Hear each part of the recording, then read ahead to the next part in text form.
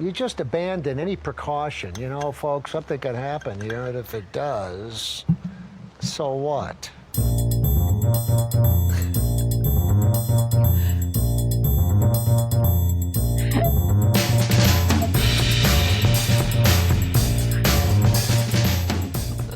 Hey friends, welcome to Nathan for Us, a Nathan Fielder fan podcast. My name is Kelly. And hi, I'm Megan.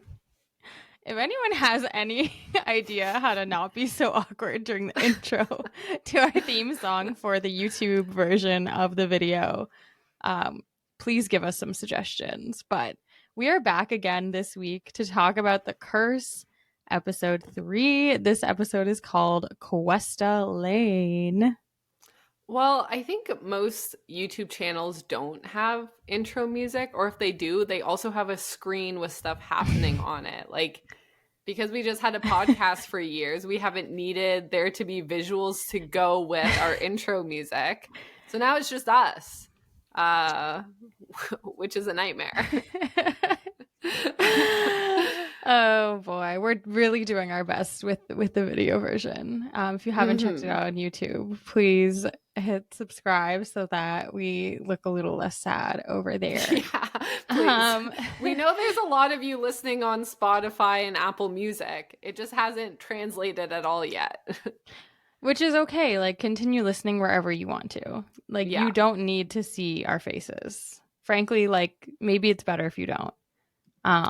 Although we have had people tell us that they can now tell the difference of who's speaking because of this. So if you want to know who's who, because for whatever reason we sound identical to you, this is how you can tell us apart. Yeah, it's a pro tip. So Meg, we actually have some old business before we get into the meat of this episode of The Curse. The very new and relevant episode of The Curse, our new Yes. our new business, episode 3 of the newest, most happening pulp culture 2025 show. A show that when it came out made absolutely zero noise, seemingly nobody cared about. But a show that people did love is what we're going to talk about for a couple minutes here. So let's kick it off. I'll play this voicemail from our listener, Kim, and see what she had to say. Hi, guys. It's Kim again. This isn't really about The Curse because I never watched it. I will never watch it. I'm hearing every detail through you guys. That's just fine with me. But I'm just talking about the Emmys where Nathan just popped up a few times and then he didn't win. It was very sad. So just wondering if you guys saw him, and I really hoped he was going to win. All right, bye. Yes, thank you so much for calling in, Kim. I'm glad that we can recap The Curse for you. I would love to know more details on why it's a never gonna happen situation. Like, too spooky. Do you really hate one of the actors?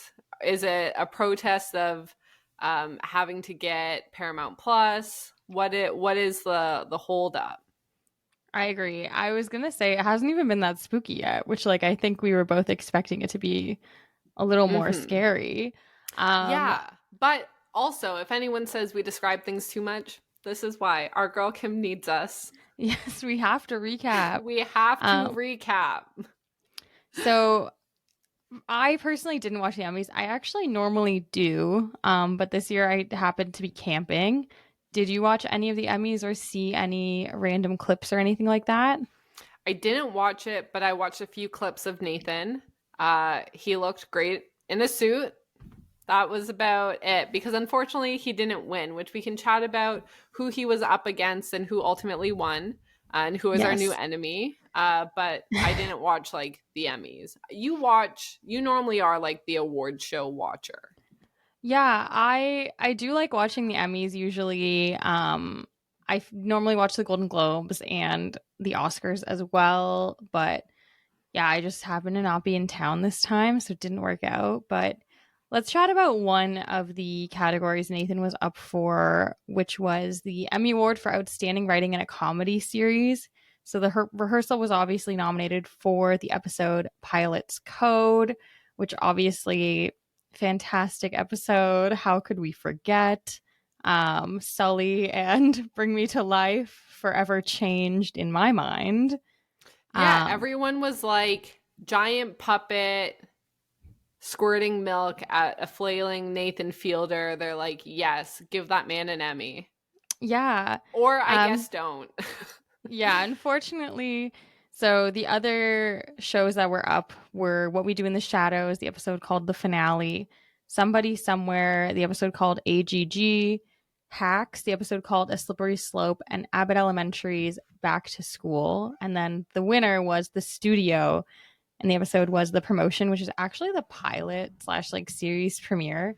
But I do think it's funny that the another Canadian from Vancouver won the award, which is Seth Rogen and Evan Goldberg, his writing partner, won together with a couple other people for The Studio. So we had some Canadian on Canadian crime here with Seth Rogen taking the Emmy away from our boy. I'm going to do a quick cat introduction because Arrow was yelling. This is Arrow.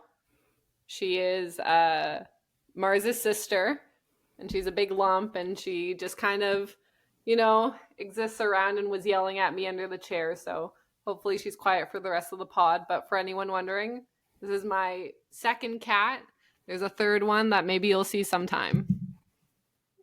Back you haven't to watched shit talking Seth Rogen. How dare you? You've won 4. That was too many. You could have given one up.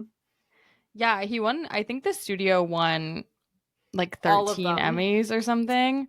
I saw a clip of him with 4 Emmys, and someone was saying, "What are you going to do with all of them?" And one of his co-stars, I think, told him to turn one of them into a bong that he seemed enthused about. Yeah, I mean, I feel like I talked about The Studio on this podcast multiple times. Yeah. And I did really enjoy it. Like, it was a very fun show. I think the premiere called The Promotion was a great episode. Do I think the writing was better than Pilot's Code? Probably not. I mean, I guess I'm not an Emmy voter. I'm just a person with a podcast who's obsessed with Nathan Fielder. The scandal, if you said that The Studio, you preferred the writing, would be crazy. I will say, simply shouldn't be. I also love the show Hacks, which was also nominated. I haven't caught up on this latest season, so like I can't speak to A Slippery Slope, but like Hacks is incredibly funny. If anyone hasn't checked that show out, it is truly one of the funniest shows I've ever seen. So, I would have preferred if the Rehearsal lost to Hacks in this case. My mom periodically tells me I have to watch Hacks, and then, which I haven't seen, but What We Do in the Shadows is one of my favorite shows. I think it's fantastic. I think everyone should watch it. It's filmed in Toronto, so very exciting stuff. I think that show is like, I don't know which episode was nominated specifically against Pilot's Code, but they had some good competition at the very least. Yeah, and then the other award he was nominated for was Outstanding Directing for a Comedy Series, again for Pilot's Code. He was up against Mid-Century Modern episode Here's to You, Mrs. Schneiderman. I'm not familiar with this show at all. Again, Hacks, A Slippery Slope, and The Bear, and the episode was Napkins, directed by Ayo Edebiri, which like I think people really liked. I didn't watch that season of The Bear because I don't know if it's a hot take, but like I thought The Bear kind of got very boring.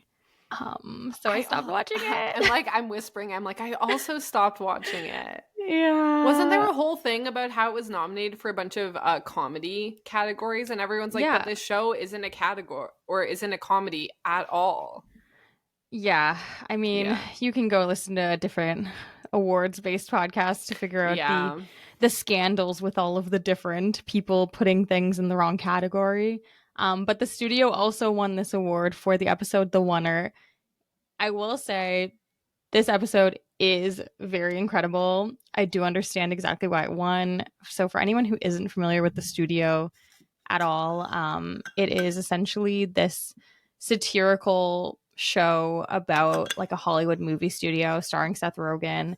And each episode is kind of like in a different style. And the second episode, called The Oneer, is all based around the fact that they're trying to shoot a oneer, which is like one shot scene for a particular movie that they're trying to shoot with the studio, but the whole episode is also a one shot, so it's like incredibly insane that they pulled this off. It's totally seamless. It looks wildly impressive.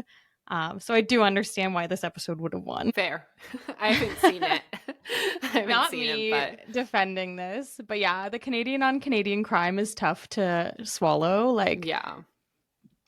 but it is what it is. Okay, and then more rehearsal related news. So do you want to set up this set of voicemails we got from our boy Colin, the pilot, not my husband? Sure. Yeah, so there has been some movement in the aviation world as far as like pilot mental health goes. And so I thought, who better to explain it to us than our favorite pilot, Colin?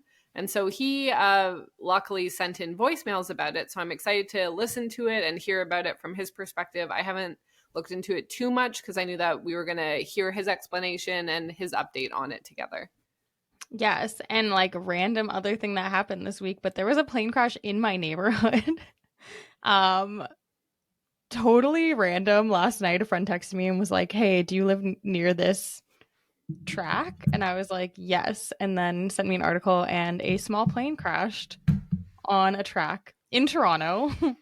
Everyone was okay, which is amazing, but apparently like an engine failed in this tiny prop plane and it crashed. So spooky if you're just walking by as well. Yeah, and like there were like kids playing soccer on the field. That'll be like, because no one got hurt and everything, I mean, other than the plane being damaged, but like because everyone was okay, like what a fun story for the kids for the rest of their lives, like to be playing soccer and a plane crashes really close to them. Like that's pretty fun. Yeah. Oh yeah, the fact that everyone's okay makes it like way more interesting. Yeah. Otherwise, it would just be sad and tragic, and I would never be able to go to that track again without being upset. So it's much better this way. Okay, let's hear from our pal Colin. Hey, Megan and Kelly, it's Colin again. I'm calling in for the first time on your show here since our episode a few months ago. So I heard you wanted to get thoughts from an actual pilot on the new HR 2591, also known as the Mental Health and Aviation Act of 2025. So I wanted to come on here and see if I could help you reach out to your listeners and maybe help explain what it is, why it's been worked on for years now, and what they should do if we can get their help to get it past the Senate. So starting out, what it really requires, it's requiring the FAA to review and revise regulations within 2 years of implementation to encourage individuals to seek help for mental health related conditions. So what that means is that it's going to revamp the current regulations, bring them hopefully back into the 21st century, and just get it into a better place for pilots, whether they're professional or recreational. So we'll continue listening to what Colin has to say, but I do think definitely an interesting thing for us to discuss a little bit here. Famously, we are not aviation experts, despite the fact that we have been talking about this for a while now. I think I might actually go and take like a first time lesson just to give myself a tiny bit, an ounce of credibility. You can be the one with the credentials about this because the non-existent ones, but I live on a lake that has an airport on it, so these like little water planes are always coming and going. So, and there's like a little spot that I could go to, and especially after our conversation with Colin, who was like really encouraging about it, and of course like loves aviation and flying, and so it's exciting to hear from him. Yeah, if anyone hasn't gone back and listened to our interview with Colin, definitely recommend that for any rehearsal fans. He was really awesome to talk to. But we'll continue playing. There's a whole bunch of voicemails here, so this will be a bit of info for everybody. So in addition to just revamping the general regulations to bring them into the current century, it's going to review or require an annual review of the special issuance process, which means it's see what's working, what's not, and if things can be changed. So, and helping with that, it's including funding to train more aviation medical examiners, including psychiatric providers, to give them more coverage in the system and to just help out pilots, because I know from several examples that people have to occasionally travel several states away or even across the country to find a medical examiner that is trained in psychiatric care that can help them with the special issuance process.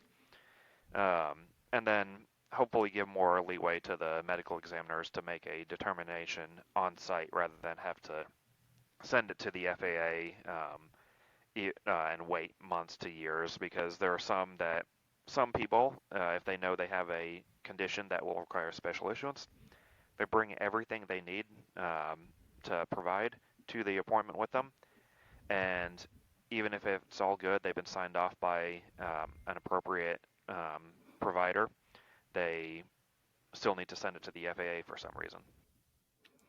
The medical process being wonky and bad. I never. Yeah, and I know a lot of people what they're talking about. This was a big part of the rehearsal season too, right?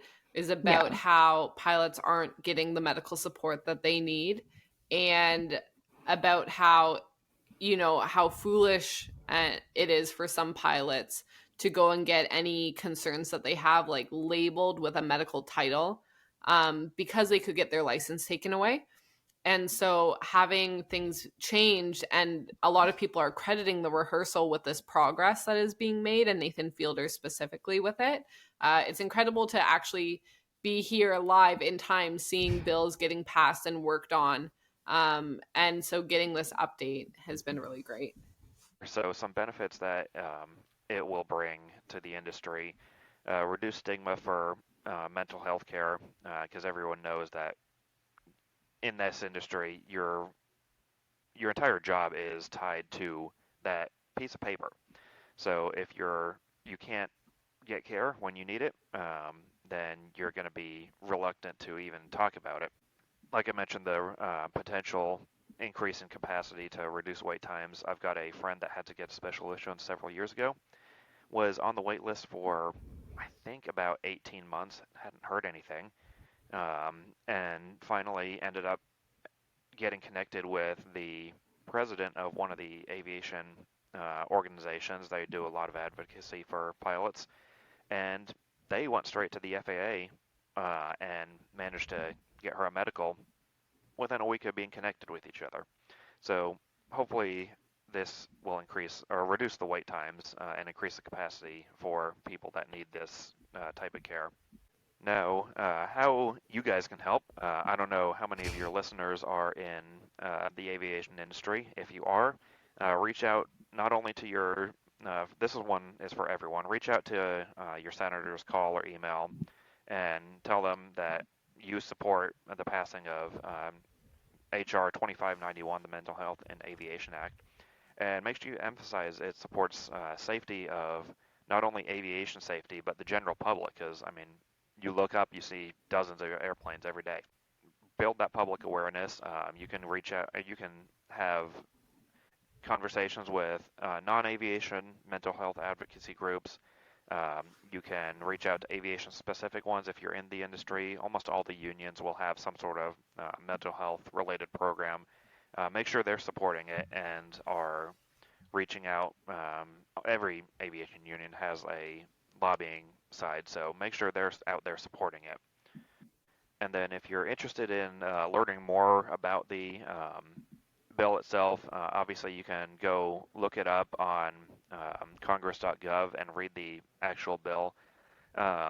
Or you can, the Pilot Mental Health Campaign is really who has been spearheading this bill. They've been in Congress seemingly every month, actually talking to lawmakers and industry experts to get this thing worked out. they've been doing that for over 500 days. So they put in a lot of work. Wow. PMHC.org is their website. You can go share your story, see the studies that are involved, see events that they're doing. If you choose to donate, you can do that. And then one of the biggest things here is that they have a drafted letter that you can just email your senators and representatives to, or make them aware that you support the Mental Health and Aviation Act. So I hope that helped explain what it was, give you some action items to take a look into and explore more. Keep up the great work, guys. It's a great show as always. Thank you, Colin, for calling in. Lots of interesting information there. I mean, we definitely support reaching out to your senators to try and support this bill. I feel like this is not a controversial take at all to want to support pilots having better mental health supports and just able to get the care that they need to do their job, especially when it's such an important job in the world. Yeah, absolutely. And for anyone who doesn't remember, Colin was on the rehearsal. He was one of the main characters in an episode. We got to follow his dating life a little bit, but kind of since then, he's come on our show and he's been such an incredible resource in helping us to learn more about the aviation industry, pilots, any questions we've ever had. He's just such a wonderful human being. And so thank you so much for taking the time to give us all the information, and hopefully everybody now knows a little bit more about it. Yes, and we have one more old business voicemail to talk about. This is one that's actually talking about our episode last week from The Curse. So let's hear what Jay has to say about Dougie and his date. Hey, I'm Jay from Germany. I wanted to talk about Dougie's date in the second episode.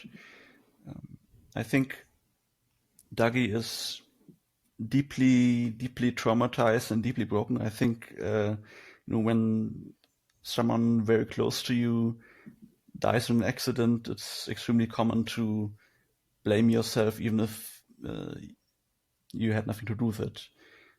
But Dougie, maybe did share some responsibility, so it's understandable that he would have this obsession and this compulsion. And I think it isn't like a compulsion. He consciously or subconsciously he keeps reenacting his wife's death in a way. He gets drunk, a little bit drunk, close to the limit. That's why he has the breathalyzer to sort of check the limit. And then he gets someone else in the car with him, and I think it's his way of assuaging his guilt. He's thinking, if I blow close to the limit and I'm able to still drive completely safely with someone I care for in the car, then that must mean then that when I was driving with my wife, I was actually driving completely safely, and being slightly over the limit didn't impair me. And the accident is, and ultimately my wife's death was not my fault. So that's, I think, the reason why he does that. Yeah, I feel like we talked about Dougie's date a little bit, but we didn't really discuss this as being the potential reason, kind of him wanting to prove to himself or having some kind of compulsion that he needs to prove that it wasn't his fault that his wife died. So I thought that was a very interesting take on Dougie's date. Yeah, a really good perspective. Thanks so much for the voicemail, Jay. And it really helped me think about it from a new perspective. I think that it definitely makes sense, because I think even when we were talking about that part of the episode, I was really emphasizing, why would you ever put yourself in that situation again? Why wouldn't you do the breathalyzer? Why would you even go near your car? None of that makes sense.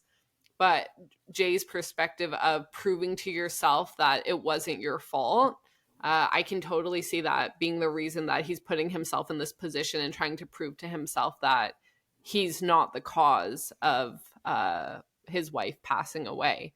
So that's a really cool perspective. Yeah, and we'll get into Dougie a bit later in this episode. I feel like he is becoming almost like the most interesting character to me, just because I think that we have gotten so much about Asher and Whitney. I think we kind of have a pretty good idea of their personalities and just their kind of character overall versus Dougie. I think there's still a lot of mystery there in terms of, he just is so lonely. And obviously part of that is because of him losing his wife, I'm sure. But there has to be something else there. The fact that he's still in New Mexico, seemingly so wanting to be connected to Asher. I don't know. There's just a lot there. So I'm interested to see how much more we learn about him in the coming episodes too. Yeah, absolutely. We know that they used to, or that they're older friends, so maybe he is one of his only friends left. So it would be interesting to see what happens next episode if we are able to get some more insight on him. It's also I'm also interested to see, are you spying on Asher? Are you trying to do a gotcha? Are you still trying to make them into a reality show? Like, what parts of you are genuine? Like, when he was saying he wants to hang out with Asher this episode, it did feel really genuine. So we'll see how that goes. But maybe we can start at the beginning of the episode and we'll kind of work our way down to that. Yes. Yeah. We'll come back to what happens with But Dougie. thank you so much, everyone, for calling and leaving the voice messages. Please leave us more. We love to hear them. We love to hear your voices and hear from where in the world you're messaging us or calling us from. So if you have any more comments about episode 3, leave us a voicemail. Or for next week, if you have any comments or questions, just thoughts about episode 4, send those in as well. Yeah, I'll put the link in the description again as well for anyone who wants to do that. And we usually post on our Instagram a couple days before we record. Okay, so yeah, we do open up this episode. Again, this is Questa Lane. And we see Asher. He's in his car and he's counting a big pile of cash and putting it into a backpack. It's giving kind of drug deal vibes. But then we learn he is not doing a drug deal. He's going to bid on a property that is called Questa Lane. It seems like it's not the most desirable property based on some context clues from people talking about it. And the bidding starts at $25,000. Asher goes back and forth with some other people in the room and then ends up bidding $62,500 to win the auction. Yeah, what I really loved and felt like we learned from this scene is that Asher frequently goes to these auctions. He seems very friendly with some of the people there. He's joking with a woman when he walks in, like, oh, you're not going to bid on this one. It's a tear down. Like, you don't like properties like that. He jokes that like the vultures are coming and points to a woman who starts flailing her arms saying like, caw, caw. And then when he wins the auction, he turns to that woman who's sitting behind him and like they kind of acknowledge that he was able to get the property. So he seems very familiar with the people who are going to these auctions. We know that they're buying up properties in the area with the hopes that their show helps the area take off and it gets really popular and they're able to cash in on this investment. But I thought it was a very funny scene because of the interactions he has with the other people at the auction. Yeah, we kind of learn a bit more about the property as well when we talk to Whitney. She was under the impression that they were only going to be bidding up to $40,000, and Asher obviously went over that by, quite a bit in terms of the total price. We kind of see like some pictures, and we learned earlier that it has no water title, so like it seems like maybe the water's unsafe to drink. And while they're discussing all of this stuff, we see them watching a test screening audience that's reacting to their TV show Flippanthropy's pilot episode, the one that they had filmed with Dougie. Yeah, and it's a little rough. The people are not loving Asher as a whole. So they seem to decently like Whitney, but they think that he is a bad sidekick who's unfunny, zero personality. And if you're going to be a sidekick, you have to be funny or good looking. And apparently Asher is neither to these people. How do we think about that as a gauge? You either are funny or you're hot. You have to be one or the other. I don't think it's you have to be one or the other, but you have to at least be one. Like yeah, if you're you going to be if you're going to be the sidekick on a show, if you're going to be this TV personality, you have to bring something to the table. And they're saying like look, if you're not going to be funny, I at least want to ogle you as you flip houses. But they don't seem to think he's hot or funny, which is sad. I think this is very true though for like most of the HGTV shows. Like coming to think about, Definitely. almost all of them either have like two hot people or one hot, one funny. But like I think the majority, I'm just thinking like when Tyler Cameron from The Bachelor was on his like home reno show, like, okay, Yeah. we're just here to ogle, which is totally fine. He's kind of funny, no?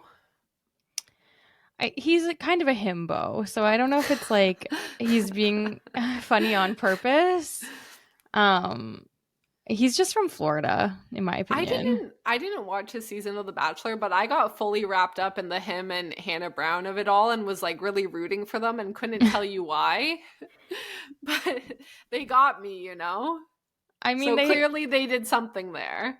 Unlike what they say about Asher and Whitney, they had great sexual tension. Asher and Whitney, according to the test audience, have zero sexual tension. Yeah, but okay. Should you have sexual tension with your husband or wife? Like, shouldn't you be so comfy at that point that like there's no like will they, won't they? Like, oh my gosh, they must be so into each other. Like, you know, you would seem them being very comfortable and happy around each other, but it's not like, oh man, you could cut that sexual tension. Like, no, they figured out that the other one's into them. They've worked it out. They know. It would be uncomfortable if they're like every scene you're like, oh, these two people are about to fuck. Like, I don't think you necessarily want that. Not to go back to the horny HGTV show featuring the girl from Selling Sunset and her husband and then the ex-wife of that guy. But like that has too much sexual tension. I think that's why that show doesn't work as an HGTV show. That show works as a reality show. Like, I think having sexual tension works when it's just a reality show. But if the show is meant to be about like making the world a better place and flipping houses, like you can't also have these two people who look like they're about to fuck at any moment. Like, that's just too much. Is that what they do? Like, it's him and the ex-wife, right? That they're trying to say that there's still lots of sexual tension with? It's like all three of them. It's like, is the ex-wife going to fuck the new wife? Because they look the same. And then is the husband going to fuck both of them? Why would that be the conclusion? Because they look the same. I don't think it's like a foregone conclusion that like they look the same, they must want to fuck. I mean, although we know like a few people who look a lot like their significant other, but it's not a foregone conclusion. I'm fairly certain that's a real thing, an actual like phenomenon that people want to fuck people who look like them. Well, there's the whole like siblings are dating of it all, right? Yeah. Anyways. But it's not normally like you look, maybe there's like a feature you have that like you see in someone else and it feels like familiar, but not like that chick looks just like me, I gotta fuck her. Like, that seems like a lot, no? Is that what the show is setting up? Is my question. I'm just describing what I saw on the show. Okay. It seems like those two girls want to fuck each other and the husband, ex-husband. Does it make the show better? Like, you seem more interested in it. They definitely are trying to tease that, like, oh, they might have a threesome. Like, I really feel like, I'm pretty sure the show is even called, like, The Flip Off, and they, like, did promo where they're like, we might even switch. Like, really? I think they're making, like, swinging jokes. Can anyone who's seen the show please call in? Because I desperately need to know if Kelly is just crazy or if this like is genuinely what they're dishing out, or if Kelly's just like really is reading into something that's not there. I'm gonna find like a clip and we can maybe put up a poll. You can insert it of me being very wrong right now, of just being like, look, these people are clearly trying to bone. It's very obvious. But yes, as discussed, the focus group does not like Asher. I think they feel Whitney's fine. Asher, they're not a fan of. And Dougie essentially has been the person instigating them watching this footage. He explains he's not sure that the show is going to get picked up, and he's just generally not feeling good about the prospects for Flipanthropy. Yeah, one of my favorite lines from the focus group was passive homes, passive hosts. It's pretty funny. I was like, oh, read them to filth. And then I also want to bring up, you were in a focus group once, weren't you? Kind of. So my husband Colin, who definitely has not left voicemails previously on this show, he, I don't really know how or why, signed up for Amazon Prime Videos kind of like test audience at some point. So we'll occasionally get emails that's like, oh, we're testing out a new show. Can you watch it? Or like, oh, can you watch a test of this new movie? So if anyone remembers that Jennifer Lopez rom-com that came up a few years ago, I think it was called like Shotgun Wedding. Like we got test footage of that and watched it like way before it came out. And then you have to fill out a survey and like send your feedback. We've gotten a couple of other shows as well. But yeah, it's not the same as this. Obviously, you don't like go to a room and watch stuff. They just send it to you at your house, and then there's like all of this stuff all over the screen to make sure that you don't send it to anyone, similar to like when you get screeners, and then you send your feedback after you've watched all of the episodes or the whole movie. Oh, that sounds so much more relevant. I thought that your mom brought you to one as a kid and you ate yogurt or something. Yeah, I also was in focus groups as a kid, like testing yogurt and like testing random Yeah, food. right? Yeah, I did both. Well, I thought you wanted That's to hear what about the I one was with like thinking TV of. shows. Well, I didn't know about that one, so this is new information to me. I remembered the yogurt one, but I was mainly wanting to ask, did anyone have any good like zingers? Like really read that yogurt to filth?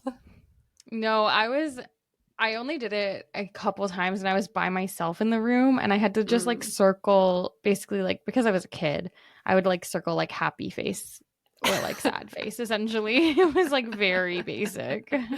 They weren't like write a soliloquy about your yogurt. It would be so sad because, like, you now know that whoever made this yogurt was watching this child just like circle a frowny face, and it's just, like their life's work, their yogurt.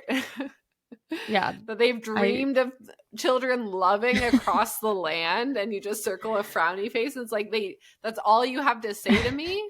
You can't tell me how to fix it. Devastating. It's rough because I think I got paid like $10. So like really crushing dreams for like no money either. Yeah. Well, for the movies that you watched, did you like any of them? To be honest, not really. We've never gotten a really good one.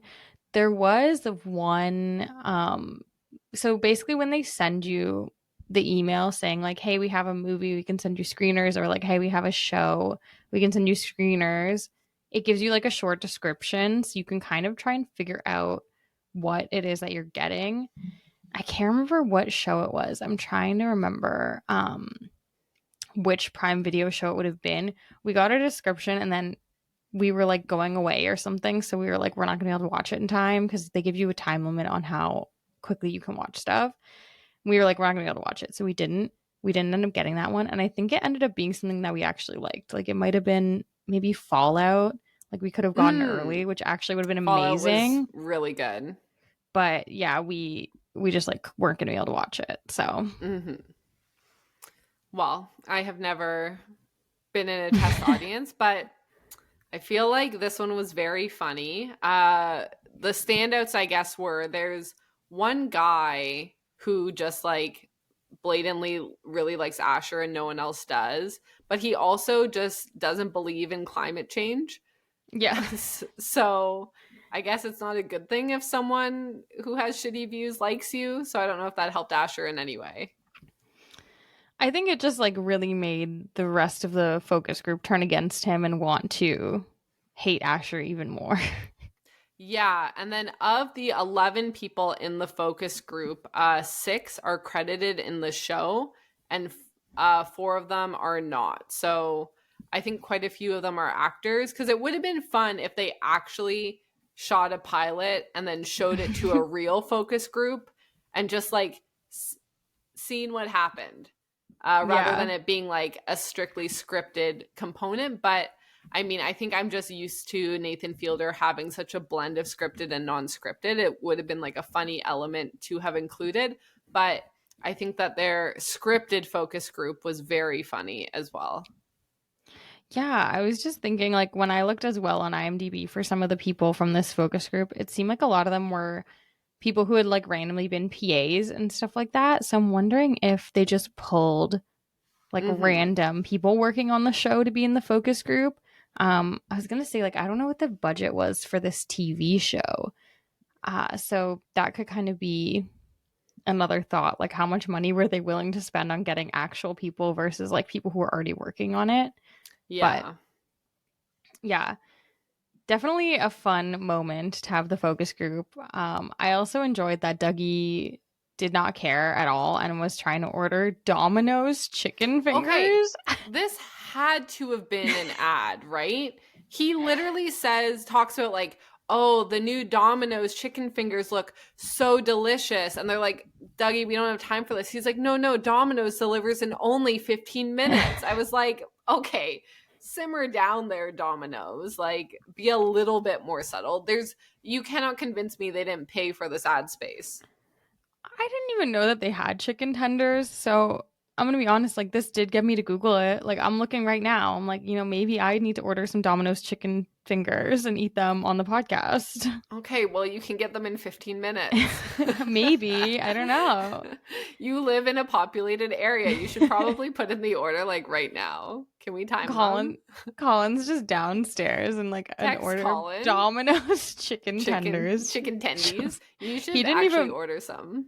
He didn't watch the episode either, so he would not have any What? idea why.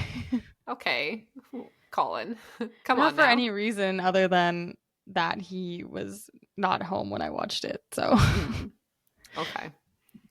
Well, we'll have to order him some chicken tendies and see what he thinks.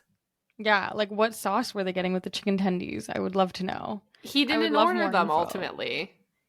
Well, maybe after he ate the blueberries, he ordered them. Yeah, so rough. So he just goes and takes Whitney's blueberries and then is like, I'm definitely not going to spill this on your white couch. And she's like, okay, good, don't. And then he immediately does. Hate to see it.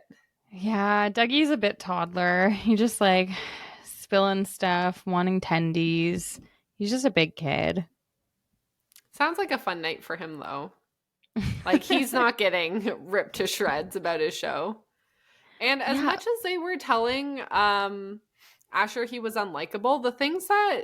Remember when Dougie was saying, oh, you should kind of insult Whitney in the episode so we can see her reaction? I was like, that would have made him even more unlikable. Yeah, it's kind of still confusing. I know we're going to talk about Dougie like later on and kind of more about him. I'm still trying to figure out what his motivations are with this TV show because he asked for the focus group. So I'm just kind of thinking like, what is his angle here showing it to them? Is it we need to reshoot this in a completely different way, like my way? Is it that he just doesn't want the show to work at all and he's just trying to like throw blame on them for the reason it's not working? Is this whole thing fake? Like, did he fake the focus group and he's lying about a bunch of this stuff? I have no idea what to think of Dougie's whole career in production of TV based on this kind of little thing that we've seen. Well, allegedly HGTV sent it to him and he's trying to figure out if them sending it means that because they got a negative review, it's a good excuse to not proceed with the show. But Asher quickly jumps in and says, what are we going to do about this? What are your ideas? How are we going to get them to like it more? And Whitney says, oh, we don't need him. Like, don't ask him. It's not for him to figure out. But isn't it? Yeah, he's selling the show. Yeah, so Whitney doesn't seem to think he needs to be involved either for some reason and just is frankly watching it for an ego boost. Yeah, it feels like Whitney is so concerned about just making sure that people are talking about like the sustainability of the houses and climate change and all of these like very important topics, but also like this is so clearly just a vanity project for her. Like she obviously has a lot of money. We see later with like the sweater where she's like, whatever, just rip it off my head. Like she literally does not care. She is just doing this stuff to make herself feel better. Yeah, definitely. But I mean, who doesn't want a successful TV show? That would be fun. Oh, totally. Philanthropy. Totally. where people think you and your husband are so charming and funny and nice and doing well for the community. Like, I feel like anyone would love that. And like I think she does genuinely want to do some things to help the community. But she's just so obsessed with the optics of it that it's Yeah, like this is she not tends genuine to at all. go. Yeah, she tends to go about them pretty poorly. Yeah. So then we head to a scene at school where we find the little girl, Nala, who tiny cursed Asher. Obsessed with tiny curse. I feel like I've been tiny cursing people for years and I never had a name for it. Yeah, definitely. I think we had like a whole thing in university where we came up with like a really long list of like small inconveniences that would like really, really ruin your day. It was like, Yeah. oh. Yeah, this is iconic. Like Nala and me, we're on the same wavelength. We see Nala leaving school. It seems like she's not very popular. We see some girls making fun of her making fun of her to each other because of the fact that she's black. And she just doesn't seem to have a lot of friends at school, which is very sad. She meets Yeah. up with who I'm assuming is her sister, Hani. I feel like it's not super explained if they are sisters or related in some other way or just are living with the dad. Abshir, but they meet up together and walk home. And so we see that they are living in a house and someone ends up knocking on the door while they're kind of arguing a little bit at the kitchen table, just kind of sibling kid stuff about like an eraser that Hani had given. Basketball eraser. I can see me as like a child caring like a lot about this. To be fair. Yeah, this scene was so real. This was like perfect encapsulation of an older sibling, younger sibling dynamic for sure. Yeah. I feel like any like shaped erasers and stickers, like I always had a hard time with because it's like you don't want to use it because like it's a fun shape or it looks cool. And like I could never commit to like, using the eraser or like sticking the sticker. So I was like, I can see why like this is valuable to you in kid currency. Oh yeah. 100%. I feel like Hani is kind of correct. Wanting it back. Sure. Yeah. Though she only lent it to her like the day before, which I feel like, there's still time to find it. But someone knocks on the door. The girls become very stressed out about this. Hani runs and like grabs a folder from one of the drawers and her cell phone and is like, we need to leave.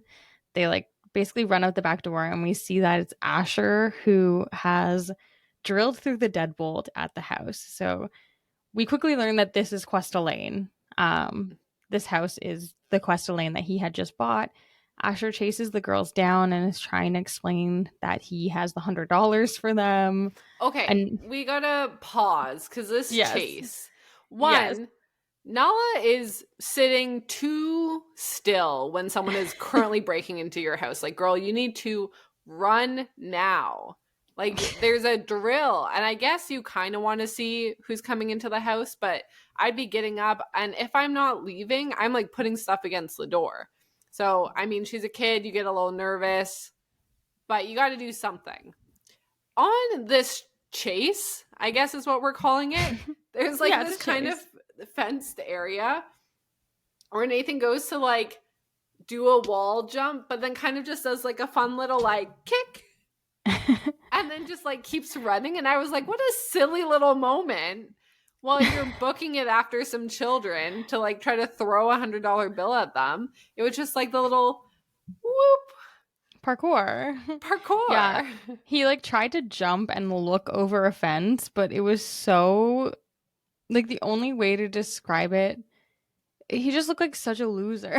That's the only way to describe what it looks like. His little leg kick. He looked very unathletic. Very unintimidating, which is helpful when chasing down kids. Like two little kids. You don't need to intimidate them. He's like, don't worry, guys. Look at my jump. You can trust me. I'm not very athletic. I'm very unassuming. You could definitely take me in a fight. There's two of you and only one of me. Yes. And I've lost 2 Emmys this week. So, My ego in the trash. Yes, so while Asher's trying to chase them down, one of the neighbors stops him and is basically like holds him and won't let him keep chasing after the girls and Honestly, calls the police. fucking hero. Like, Yeah. yes, king. He like stepped up, grabbed Asher. He saw the jump on the wall and was Yeah. like, oh, this is Mm-mm. no problem. I can take this man. Throws him in a chair and is like, don't even fucking think of standing up. Calls the police on his ass. Asher is able to give away the money, and they kind of sorted out that he owned the house, but this was kind of a fun little moment. Stand up for the little girls in your community, friends. Defend them Yeah. from the random men chasing them, athletic or not. Yeah, I mean, yeah, this guy's a hero. Good for him for standing Yeah. up for those little girls. Imagine telling like one of their neighbors, like, oh no, I know them because I saw them in a parking lot once. It's like, sir, you do not know these children. Yeah, Asher's a dummy. He's an idiot. Yeah. Also, like, the fact that his first instinct is like, oh, I still have to give them the $100, as if that's like gonna help when you've just found out that they're squatting in this house. Mm-hmm. Yeah. I mean, I guess he wants to make amends and thinks that they'll stop and talk to him for the $100. But as soon as you are chasing a child, like, go back to the house, write a note, leave the money, you know? Or like, they're Yeah. going to come back at some point. You can never chase children. No, it's not a good idea. Also, very unathletic that he can't even catch them. He did catch up to them. He like Oh, turned true. on the boots, ran up past them and was like, whoa, whoa, whoa. But it did take him longer than it should have. So because the police are called, they take Asher back to the house. Asher explains that he owns this house. He thought it was vacant. And the officer's basically like, oh, people are squatting here. You need to get all these locks and cameras and all of this stuff. And the girls at this point come back with their dad, who we learn later is named Abshir, who explains that he had been paying rent to the previous owner, but the previous owner had not been cashing the checks for the past few years.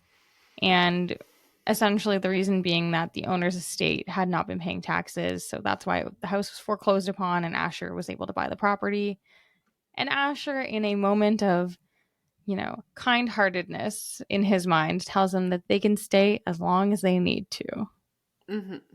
Yeah, they're not going to get the police involved. They can stay. It's all good. Which is very nice. Seemingly a very kind act. On the surface. I do suspect that Whitney and Asher are just going to become slumlords like Whitney's parents. And like that initial interview of like, are you just like your parents, is really going to come back to haunt them. Because what is the rest of this nonsense of them interacting with Abshir and the two little girls? I mean, it just becomes like abundantly clear that the only time they've ever interacted with people at a different income level than them, in a different living situation with them, was for the TV show. And like, they don't understand how to talk to people who aren't upper middle class. Oh, definitely. Or higher. Yeah. Mm-hmm. Yes. So Asher explains all this to Whitney, talks about the fact that they bought this property to wait it out for property value to increase.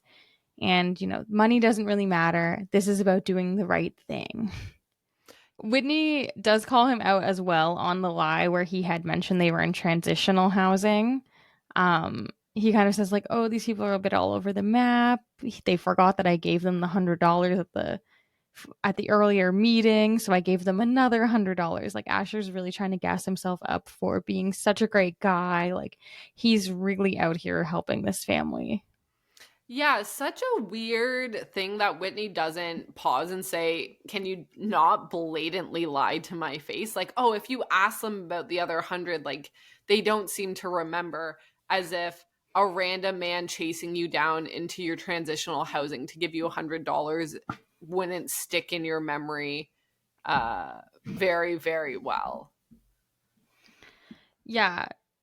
I feel like Whitney's also not, like, she's kind of like, oh, like, this is a great act. This is so nice of you. But also, she isn't like, I think she's a little upset that it's not her doing it. That's the vibe that I'm getting from this phone call. Yeah. Yeah. Or their little car drive. Yes. Car drive. We also see a scene where Whitney goes to get the shot because of the ectopic pregnancy, and Whitney jokes that Asher can fill the role of being a baby for a while.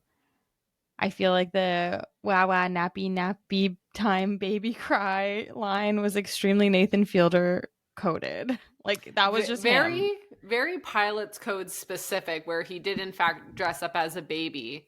So very timely for us specifically, having that been the Emmy nomination. We know that he is a top-notch baby, and Whitney can count on him.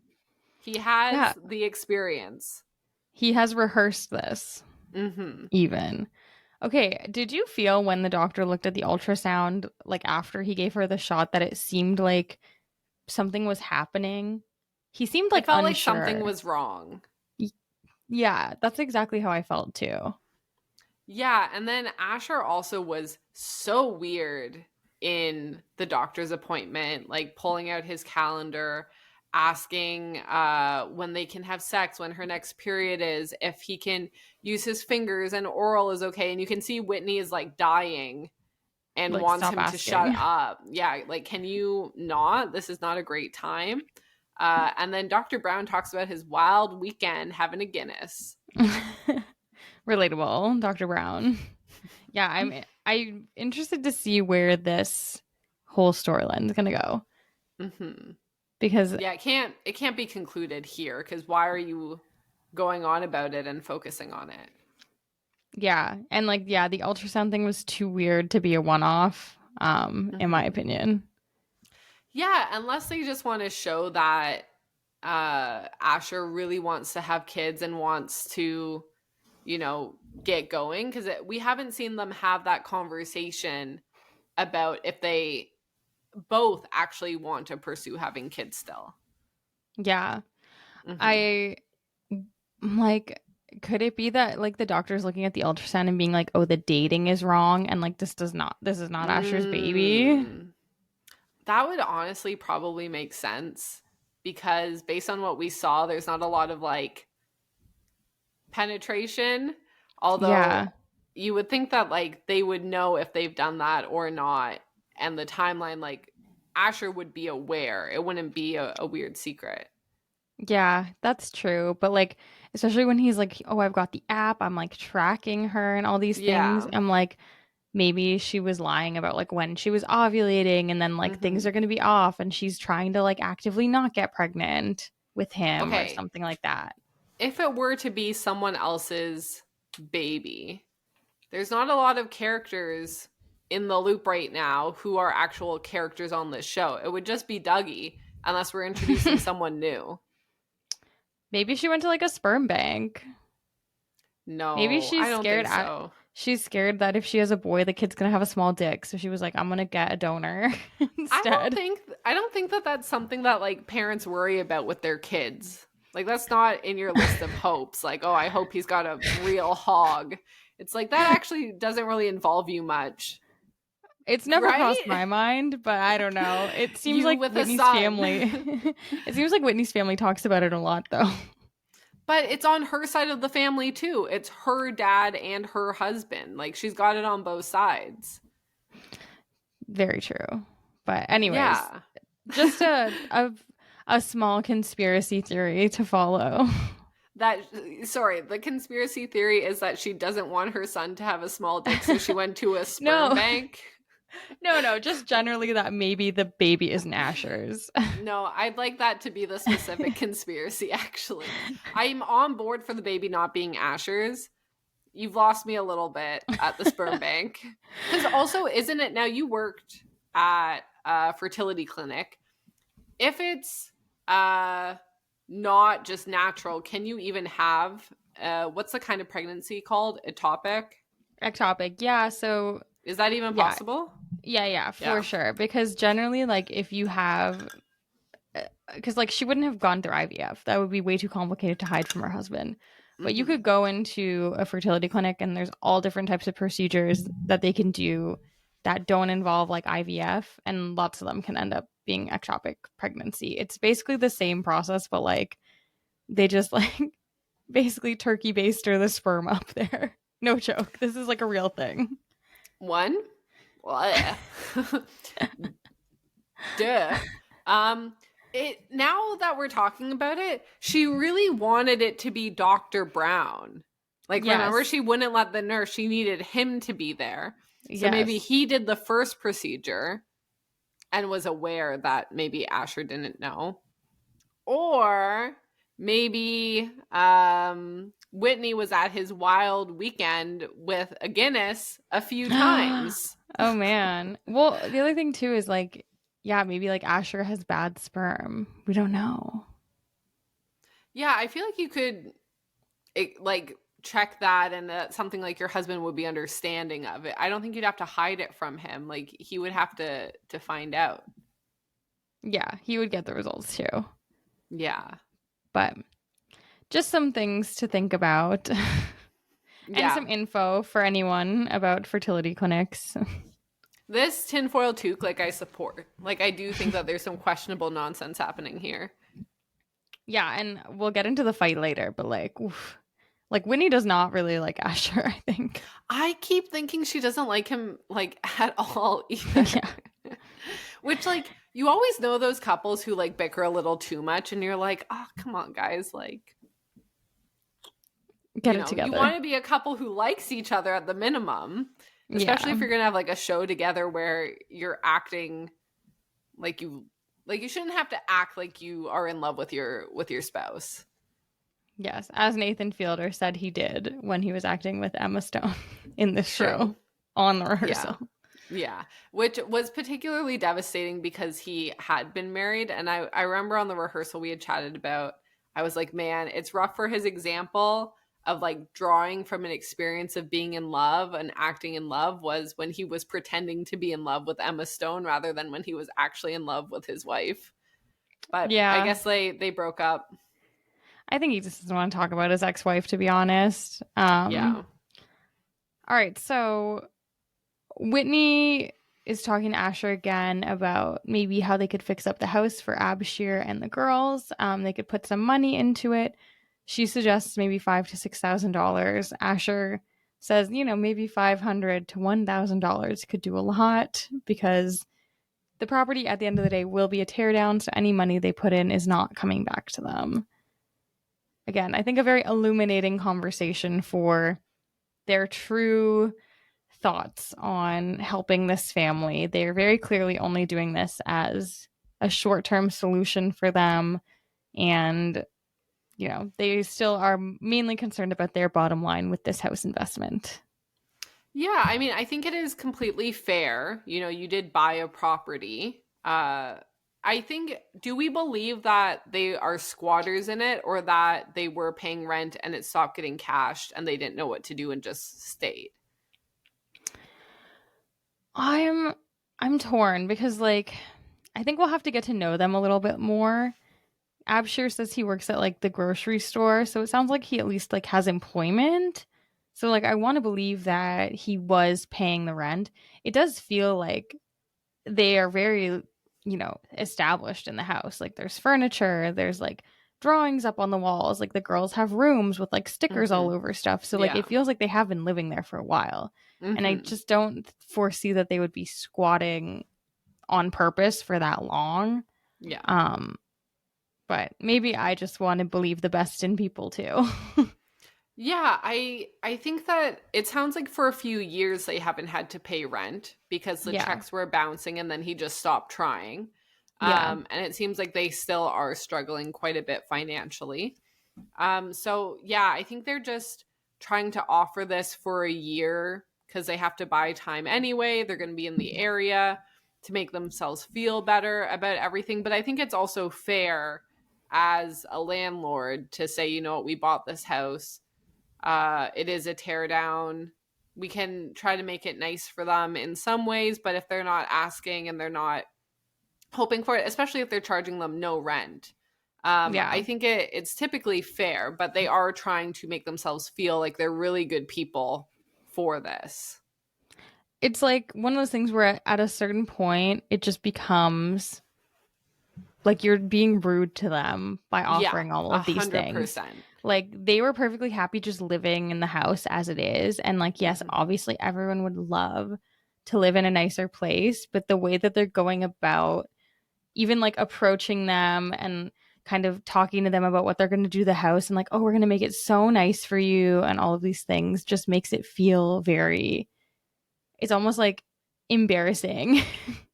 Well, I mean, the things that they're fixing are like a leak in the ceiling. There's like literally busted windows. It seems like the water is a problem. Like, frankly, if you are now their landlords, like, you should be fixing these things. You should make it livable. You should make the space better. I think where they really lose me is like the whole hot dog talk and like the Yeah. supplement conversation, if we want to get into that. Yeah. Yeah. I feel that whole situation is really something. So they go over to the house and they kind of want to chat with Abshir and look at the house, figure out what they can do. Whitney really wants to meet them. And at the time, Abshir's making dinner. He's making like hot dogs boiled in water. And Whitney's like asking a lot of questions about like, how do they eat it? With veggies? Do they put it with rice? And Abshir's like, we just put buns. Like, I think probably the most natural answer. And Whitney's like, oh, cookout style.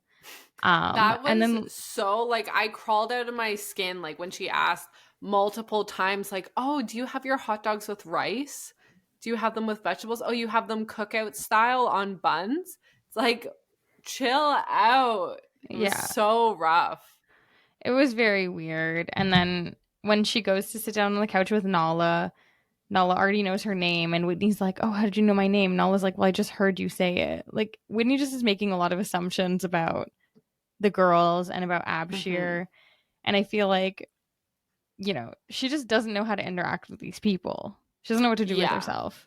Yeah, she is super a fish out of water, just is saying weird things. Like she's trying to really endear herself to the girls, but doesn't know what to say. She's like, oh, like, you know what TikTok is? Like, do you love to dance? And it's just being like so fake and so Yeah. artificial. And like even her movements are like way too much. But when she did say to Nala, like, oh, how do you even know my name? I went back and checked to see if she had said it. And she had, because I wasn't sure if they were trying to make it like almost spooky, like Nala keeps knowing all these things about them. Maybe they didn't say her name. Maybe she does know about them from something else. But no, Whitney introduced herself. Nala was right there. She was literally sitting right there.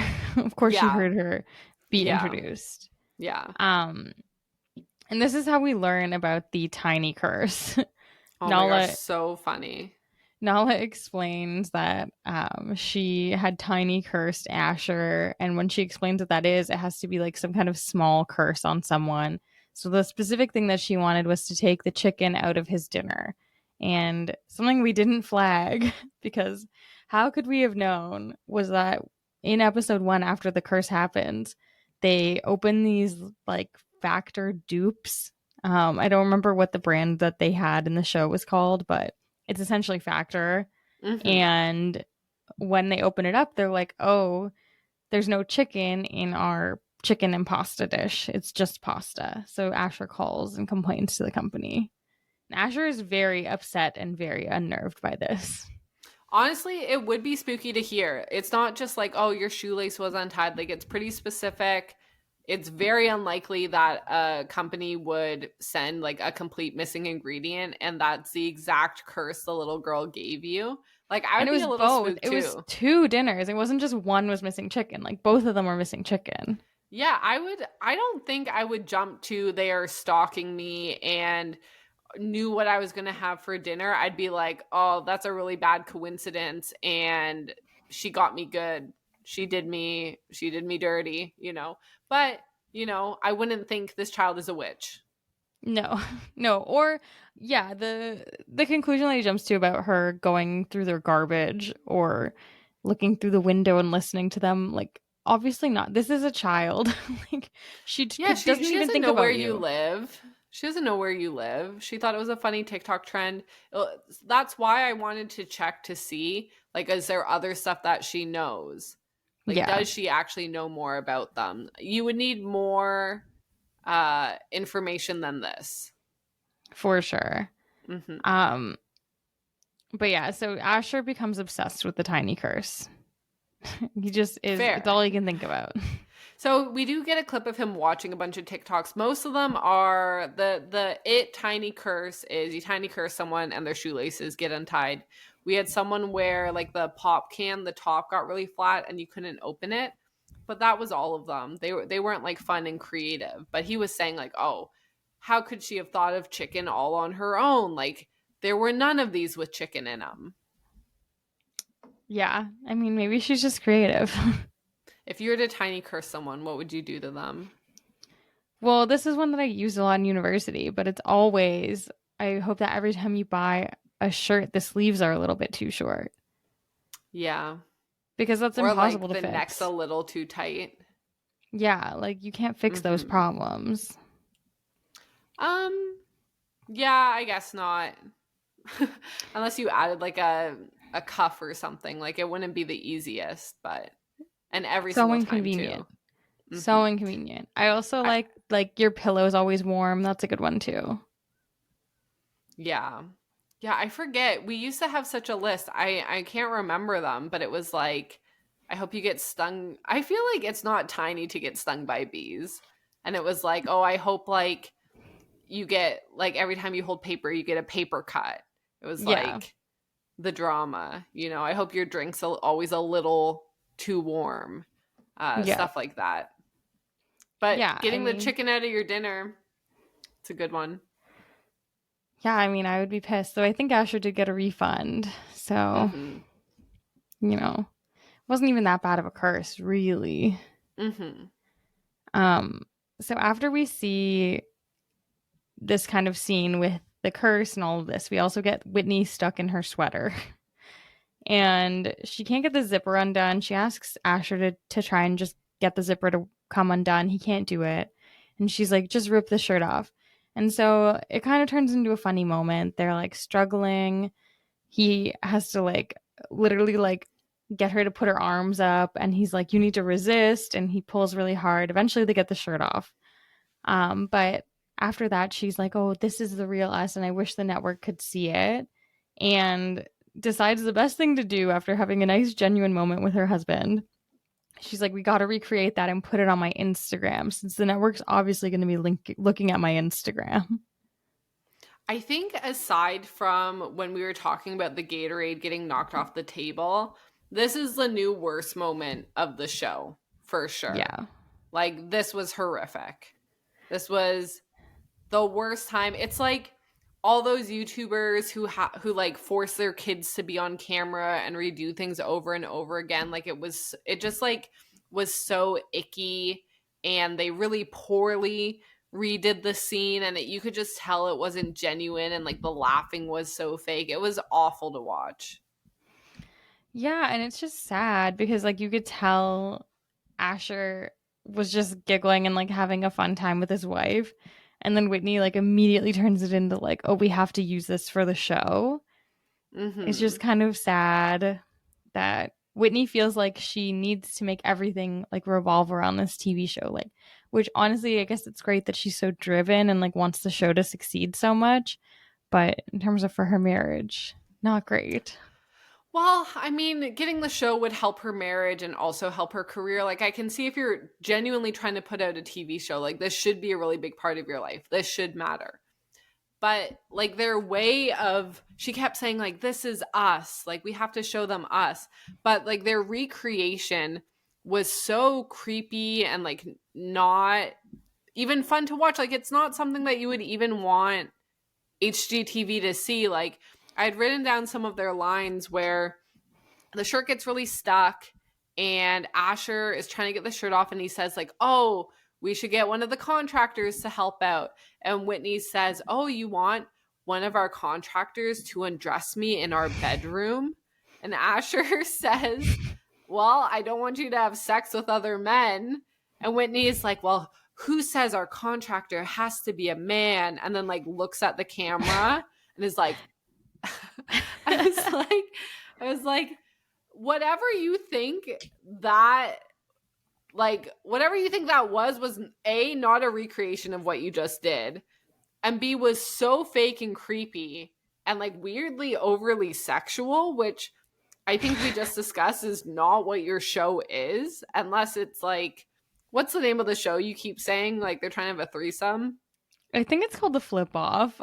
The flip off. So unless we're getting some contractor in to have a flip off, like what are we doing here? It was so weird. And then Asher isn't feeling it, and he's still thinking about Nala and wants to talk about the fact that, oh, maybe she was looking through the window, she was doing this, she was doing that. And Whitney immediately starts saying that, like, is implying that he's being racist and, like, you know, not all homeless people are digging through your trash, and he's being very judgmental, but he's coming at it seemingly from a place of, hey, this child knew all these real facts about me and knew what to curse me with, which again is very silly. But he's focused on that and feels like Whitney isn't giving him the benefit of the doubt and is really frustrated by that. He wants to be validated by her, and I guess they've seen a couples counselor or something, because he reiterates that he's saying the lines that I believe it was Lisa told him to say, and she's supposed to validate him, and she just starts ripping him an absolute new one, gives him no grace until she realizes that they're still being filmed. And once she sees, like, oh, there's this presence watching us, which has been a real theme in this show, of like, oh, when we're being watched, how you're acting versus when you don't know you're being watched. Only then does she start to kind of say, oh, you know what? We both said things we shouldn't have. Let's just go to bed and kind of call it a day. Yeah, this was so sad. However, acting on Nathan Fielder's part, acting his ass off in this scene. Yeah. Emma Stone, obviously we know, an amazing actress. We know. Like, we know we she's a great actress. We already know. But Nathan Fielder, you know, he hasn't really had any really big scenes like this where he's like yelling and screaming, and I was definitely upset watching it. Like, Yeah, just seeing how upset he was getting. And yeah, his kind of whole point of her never giving him the benefit of the doubt was very, like, I think we've seen it in the show. Yeah, that does seem to be a big theme. So yeah, he has a really big point, and she just refuses to acknowledge the fact that, like, she is not validating his feelings at all until, like you said, she sees the camera again. Yeah, and even then, she really half-asses it. She's like, we've both done things. And it's like, well, did you? Because it's even, like, back to the art gallery, you know, where she needs to be, like, the most woke, the most in tune with what's happening, the most empathetic to every race and every income. And you know, she knows the most about the area and is the most sensitive to it. And now might be a really great time to kind of go back and talk about Fernando, where they realize that the coffee shop they had promised would be open and would be employing him from our previous episode, they drive by and see that it's closed. And Whitney is super upset and is running around and trying to solve things. And again, in one of her many ways where she decides, like, I have the solution to this, she calls him and asks if he wants to be security for the shops, because now there's multiple shops closed in this area, and she's like, you know what, it could use some security. She essentially offers for him to work his exact same hours at his exact same wage, and he offers, you know what, no, if you want to actually have security for this area, you're going to need me to work overnight. I believe it was like 8 p.m. to 4 a.m. So you're going to need me to do that if you want me to actually secure the area. And she agrees to it without having any actual knowledge of the area and realizing what a dangerous job she's signing him up for. They're not giving him, you know, any protective equipment. They're not giving him any backup. They're not having him work shifts with anyone. He, like, shows up with a pull-up chair or like a folding chair and like a sawed-off shotgun or something. And he's sitting there, and we get this kind of dramatic freeze frame on him. And it was very ominous. It made me Oh my really, God, really yeah. worried about him. You know, at the end of some movies where they kind of do freeze frames on different characters and say, where are they now? What happened to them after this? And I was waiting for it to say something bad about him, like something hurt him. So I feel like that's really going to come around where she's like, oh, I just have to find a way to give this man money. But Yeah. without any knowledge of the area, understanding what an undertaking doing security as just an individual is. Yeah, I agree. It was very ominous the way that it ended. I think he had like maybe I couldn't decide if it was like maybe a hunting rifle. I don't know. I don't know very much about guns. I don't know but guns. It was yeah. Where's a We're gun? famously like Canadian people who like Yeah. live in the city and Yeah. don't We really saw go a gun. hunting. We thought this is extreme. Yeah, we We said thought that's the crazy. situation is much worse than we anticipated. Bad things are happening. Yeah, but yeah, it just seems like she does just want to give him money. It was so upsetting when she called him and he was like, "Oh, I assumed it was just for the show." Yeah. Like he even thought that the job wasn't going to Mhm. be real, which is such a bummer. His dreams of being a barista, which again Yeah. is another situation where she was just like, oh, we're going to give you a job at this coffee shop so you can make money. And it's like, well, have you ever actually talked to him and learned about what he wants to do? You're making this whole coffee shop. Seemingly part of the reason is to help him get a job.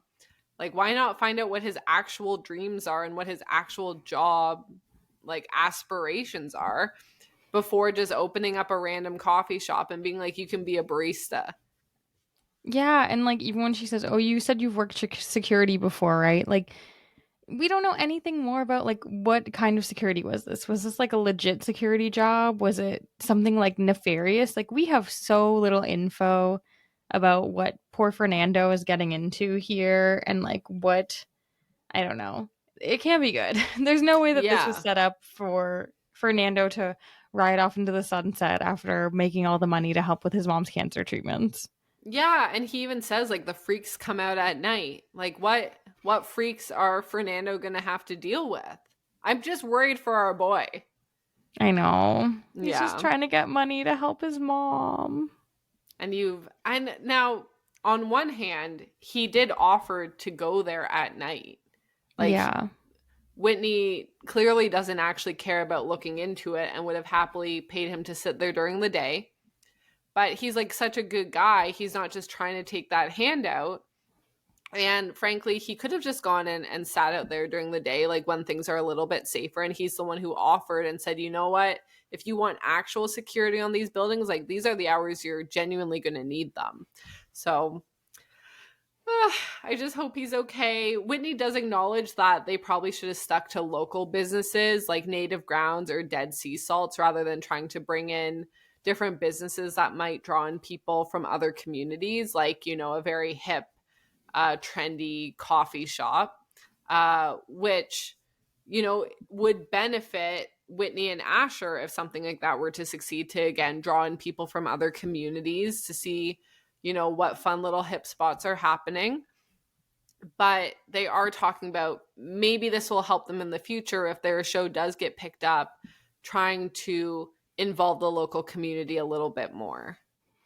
Yeah. And I think even back in the first episode where they had a bit more info on this coffee shop, like there's a way to have a coffee shop in a community Of where course, yeah. it's not, you know, $10 like lattes and like very hip and not serving the community. Like Mhm. famously we're losing a lot of our third places, and I feel like coffee shops can be a really nice like gathering point for people, community events, like all of these cool things can happen with coffee shops. But we saw in that first episode someone came in with like a free drink voucher and literally just wanted like a drip coffee, and they were like, oh yeah, you can get like all of these things, and the person was literally like, I just want my free coffee, like I don't want to buy a latte. Mhm. So, you know, the problem is they just, again, they don't actually care about catering to the community that already lives in the neighborhood. Like they only care about finding other people like them. They don't actually want to figure out a way to maybe make a cool coffee shop that also people who already live there would also want to frequent. Mhm. Yeah, there's definitely a middle ground here that they could have reached. But the freeze frame of Fernando. We're on Fernando watch. Yeah. Yeah.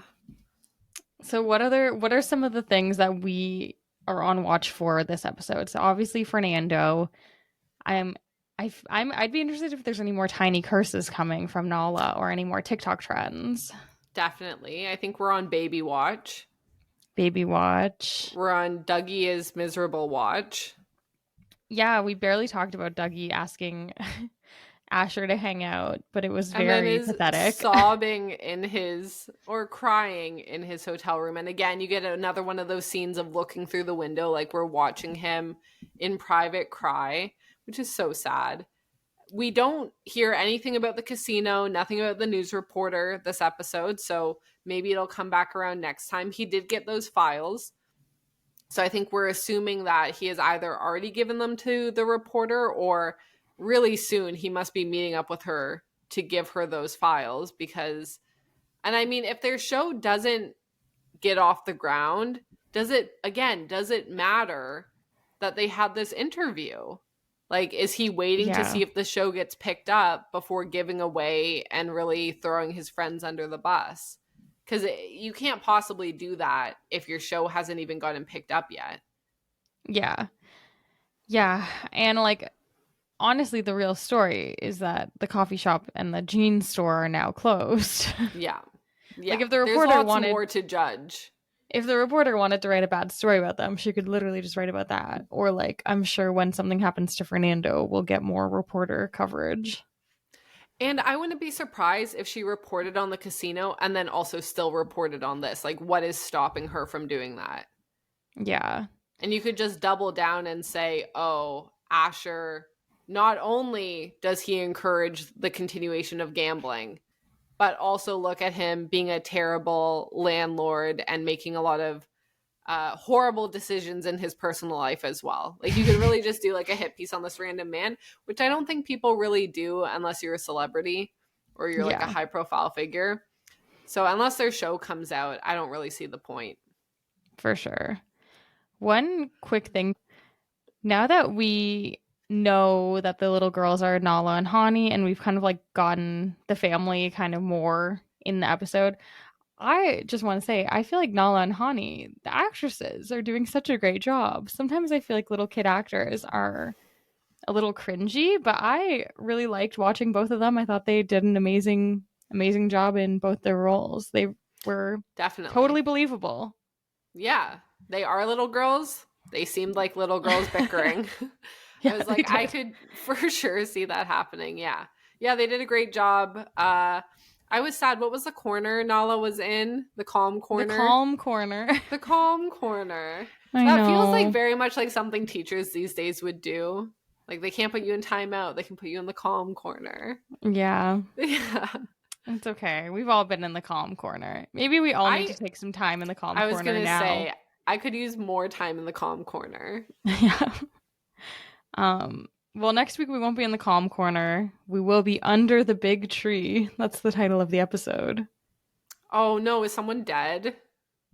I don't know. I'm going to be so for real. The only thing that comes to mind for me is like, are you coming to the tree? You know, the Hunger Games. I can't keep going. I am. No. Yeah, under a big tree, like, to me, seems like you're hiding something. Like, people, pets, things like that get buried under big trees. People, like, hang themselves in trees. Like, I feel like you want to think of a big tree as, like, this big, beautiful, fun thing, but under the big tree sounds very spooky to me. If we get a, like, the hanging tree performance... I will lose my mind. If we get some crossover between The Curse and The Hunger Games, oh my word. I would be very surprised. I'd be very surprised that this Nathan Fielder show, and when did The Hunger Games come out? Like fiction, 2000s movie. Incredible film, incredible franchise. Yeah. But I don't know if that's like the inspiration he's pulling from or that what I'm reading. Although another society that's full of bullshit. So true. Are we realizing that the Hunger Games and the Curse are actually quite similar? I mean, the Hunger Games, I think you can draw parallels to almost anything if you want to. Literally all of society, any situation, Hunger Games. Yeah, I pre-ordered and bought the newest Hunger Games book, Sunrise on the Reaping, and I went and picked it up on my lunch break at work. And so I just like had it sitting at my desk, and I feel like everyone in my office was like, "Oh, you're reading the Hunger Games?" And I was like, I feel like people are really sleeping on the fact that this is a child death match. Like I think Yes. everyone just remembers like Jennifer Lawrence, like she was kind of cool in that movie. I'm like, y'all are really sleeping on the Hunger Games as an adult novel. Like it is so much better when you read it as an adult and you understand more of what Suzanne Collins was going for. Okay, I will give it a reread because I really, really loved it. And then a few years ago, I rewatched the movies and was like, oh, these are still pretty good. There's some silly parts, you know, like when PETA like face paints himself to be a perfect Tree. like, tree with like zero equipment to do so. Like that's a particularly fun moment. But yeah, I would definitely give it a reread. And okay, I don't know why the Hunger Games, like, I mean, the title literally made me think of this, but if we're talking about when, like, this family who wasn't necessarily expecting you, who's making hot dogs for dinner, offers you dinner, like, you should be saying no, right? Like, do you take a hot dog or no? You should definitely be saying no. You should say no. Yeah. This is, I don't know why they said yes. I don't know if they just thought they were being rude.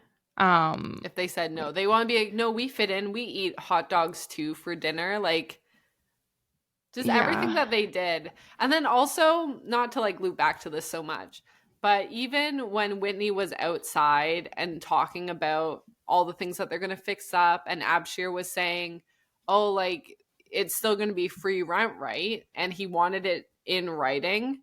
Yeah. And Whitney was like, oh, I don't deal with that sort of thing. Like, she's never had to worry about a contract, make sure something wasn't like, she just so doesn't understand their world. And it's so apparent. But,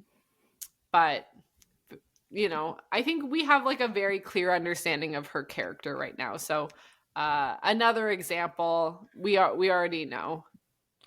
Though I will say, like, now I'm like, we've been beaten down so hard with Whitney's character.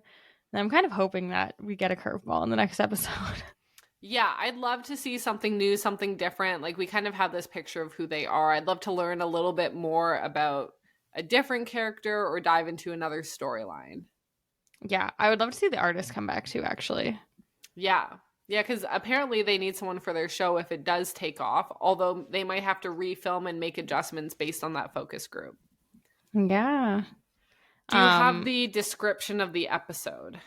I do. It's good news for the seagulls is dampened by tensions in the neighborhood. Okay, good news. We'll see what it is. I'm worried the tensions are having to do with Barrier Coffee and the jean shop, and then that's how our boy Fernando gets in a little bit of trouble. No. Okay, what like good news would be the show picks up? Yeah. Or it's like a little time jump and Whitney's pregnant again. Yeah, I feel like those are the only things that right now would be good news for them that we've been set up to see as their goals and their aspirations. Yeah, something about Whitney's designs of the houses, maybe. Mm-hmm. There's definitely some stuff there. Yeah. Well, if you enjoyed the episode, please give us a follow on all of our social media. We are at Nathan For Us Pod on Instagram, at Nathan For Us Podcast on TikTok. You can send us a voicemail at speakpipe.com/Nathan For Us Podcast and subscribe on YouTube. We would love to see more subscribers, and we'll be back next week to talk about Under the Big Tree. This has been Kelly and Megan on your side.